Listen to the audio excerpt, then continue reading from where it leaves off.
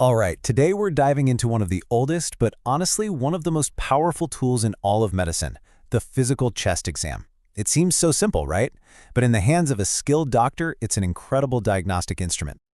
So, what can a doctor really tell about what's going on inside you just by looking, tapping, and feeling your chest? Well, you might be surprised. It's about so much more than just telling you to take a deep breath. Think of it this way. Your chest is basically the first chapter in the story of your health. It's packed with all these clues about your heart and lungs. The physical exam, that's just how doctors have learned to read that story, page by page. So let's get into what they can learn before you even take a single breath. Okay, first up are the static clues, the stuff a doctor can see just by looking. The actual shape and structure of your chest can tell a story all on its own. Okay, check out this contrast. On the left, a pretty typical chest, but on the right, that's what's called a barrel chest. See how it has that increased front-to-back size? This shape is a classic telltale sign of emphysema, a condition where the lungs lose their stretchiness and get overinflated with air, literally pushing the chest into this barrel shape over the years. And other shapes tell totally different stories. A funnel-shaped chest with that noticeable dip can be something you're born with, or it can be caused by long-term pressure. They used to call it a shoemaker's chest for that reason. Then you have the opposite, a keel-shaped chest where the sternum juts out. That one often points to a history of rickets during childhood. Each shape is like a little clue to a person's past. And this slide right here perfectly illustrates how one problem can set off a whole cascade of others. Kyphoscoliosis is a really severe curve in the spine, but the effects don't stop there. It actually deforms the chest, which physically squishes the heart and lungs. This messes up normal breathing, which leads to constant infections. Over time, it can even cause something called a kyphoscoliotic heart and lead to fatal heart failure. It's a powerful example of how a bone problem can become a life-threatening heart and lung problem. So after just looking at the shape of the chest, the doctor moves on to the next chapter, the dynamic story told by the act of breathing itself. First, let's get a simple baseline. A healthy adult just sitting around is going to take somewhere between 16 and 20 breaths a minute. That's our normal rhythm, the steady beat that we measure everything else against. But what happens when that rhythm gets broken?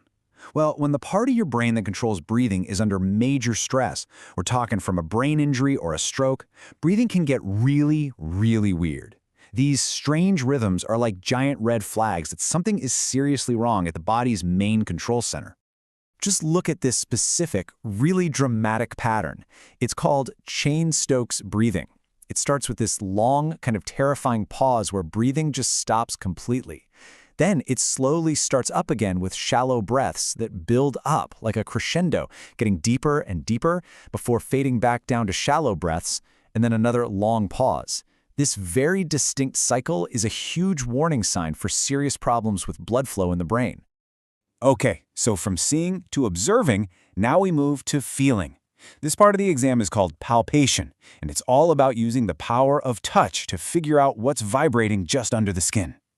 The key idea here is something called vocal fremitus. It sounds super complicated, I know, but it's actually fascinatingly simple. When you talk, your voice creates sound waves, right? Well, those waves travel down through your lungs, and vocal fremitus is the actual physical vibration that a doctor can feel on your chest wall. It's literally sound turned into touch. Pretty cool. So how is this actually done? You might be surprised. It's a really straightforward process that gives a ton of information. So here's the technique. A doctor will place their palms flat on matching spots on your chest. Then they'll ask you to say a low-pitched phrase over and over, something like 33, because that makes a nice strong vibration.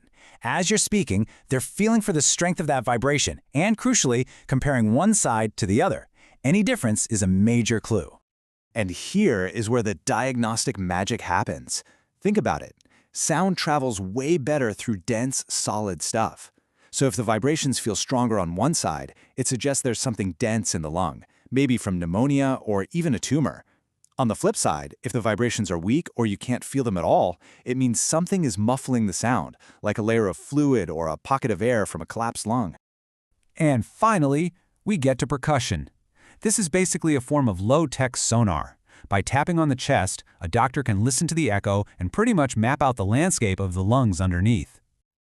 The principle is super simple. It's just like tapping on a wall to find a stud, A hollow, air-filled space sounds completely different than a solid or fluid-filled one.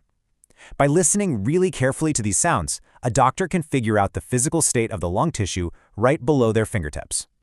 And this chart just shows how specific these sounds can be. A normal, healthy lung makes a clear pulmonary sound. It's loud and low. But if that sound becomes dull, quiet, and high-pitched, that means the air is gone, and it's been replaced by fluid or mass. A boxy, booming sound means the exact opposite.